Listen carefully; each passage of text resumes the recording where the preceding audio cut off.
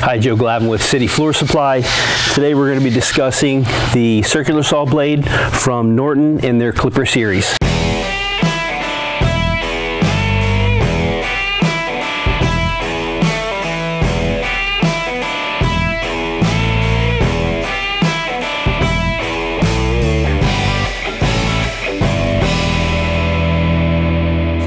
And with the Clipper series, this is new for Norton in the woodworking to run circular saw blades. This is a traditional 7 1/4 inch blade with a 5/8 arbor. These blades are available in teeth per inch from 24 up to 60. So you'll be able to cross cut, you'll be able to rip cut, you know, everything you would normally do with a standard track saw and or circular saw, you'll be able to do with these blades.